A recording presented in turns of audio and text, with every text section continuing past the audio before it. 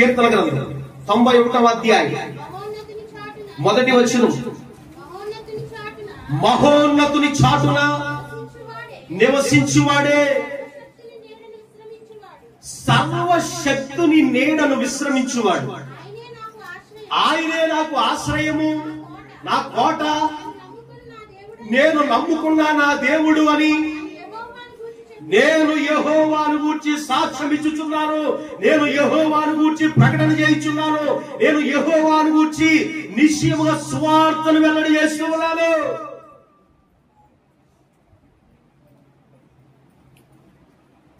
మీలో ఎవరో ఒక్కళ్ళకి కూడా సువార్త చెప్పరు.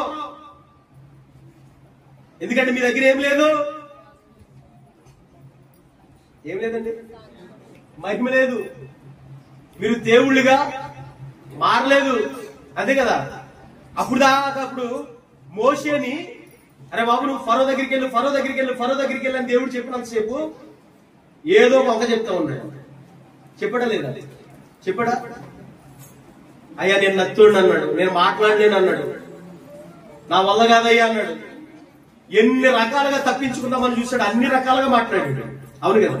ప్రభు అన్నాడు, నువ్వు అన్ని కథలేవు నాకు చెప్పకో, నా మంచితనం అంతా నీకు కనుపరుస్తున్నాను, నిన్ను ఫరోకి దేవుడిగా చేస్తున్నాను అనగానే నేను దేవుడిని అంట. దేవునికి స్తోత్రం కలిగాను.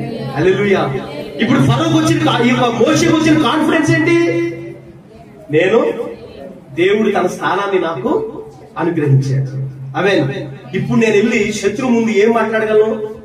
ధైర్యంగా మాట్లాడగలను, ఏదైనా ధైర్యంగా మాట్లాడగలను, ఏదైనా ఉన్నట్టుగా చెప్పగలను, భయం లేకుండా మాట్లాడగలను, బెడుకు లేకుండా మాట్లాడగలను. అవును కదా. నువ్వు ఎవరికైనా 4 మాటలు చెప్పగలుగుతున్నావా? దేవుని మాటలు 4 దేవుని మాటలు ఎవరికైనా బోధించగలుగుతున్నావా? నీ ఇరుగు వారికి 4 మంచి మాటలు చెప్పి దేవుని ఎదుగు నడిపించగలుగుతున్నావా? నడిపించలేకపోతావు. ఎందుకో చెప్పనా? నువ్వు ఇంకా దేవునిగా మారలేదు, మంచితనాన్ని ఇంకా నువ్వు పొందుకోలేదు, మహిమను నువ్వు ఇంకా పొందుకోలేదు. ఎవరో కూడా ఎందుకు నువ్వే రావట్లేదు?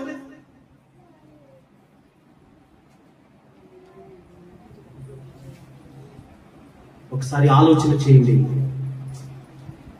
ఆయన తన మహిమను ఎవరికి ఇచ్చేవాడు కాదు, కానీ నీకు నాకు ఇవ్వడానికి ఇష్టపడుతూ ఉన్నాడు. హల్లెలూయా.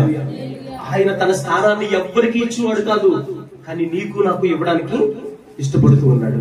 ఆయన తన సామర్థ్యాన్ని ఎవరికి ఇచ్చేవాడు కాదు, అది నీకు నాకు ఇవ్వడానికి ఇష్టపడుతూ ఉన్నాడు. హల్లెలూయా, హల్లెలూయా, హల్లెలూయా, హల్లెలూయా. ఏం చేస్తున్నాడు మోషే? ఏం చేస్తున్నాడంటే చక్కగా ఆయనే నా కోట, ఆయనే నా కొండ.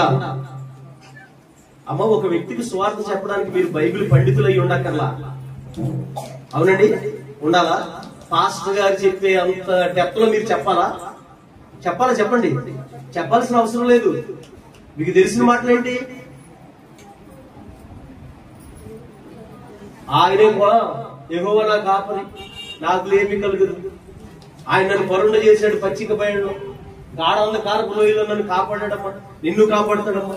దేవుని సన్నిధిలో మేలు ఉన్నాయి, దేవుని సన్నిధిలో ఆశీర్వాదం ఉంది, దేవుని సన్నిధిలో పరిశుద్ధత ఉంది, దేవుని సన్నిధిలో పశ్చాత్తాపం ఉంది, దేవుని సన్నిధిలో పాప విమోచన ఉంది, దేవుని సన్నిధిలో యథార్థమైన జీవితం ఉంది. దేవుని దగ్గరికి రండి, మీ సమస్యలన్నీ తీరతాయి. దేవుని యొక్కకు రండి, ఆయన్ని నమ్ముకోండి. ఆయన ద్వారా తప్ప ఎవడు పరలోక రాజ్యం చేరలేడు. ఈ మాట చెప్పలేము. దీనికి 4 రెఫరెన్స్ వేసి చెప్పాలా నువ్వు?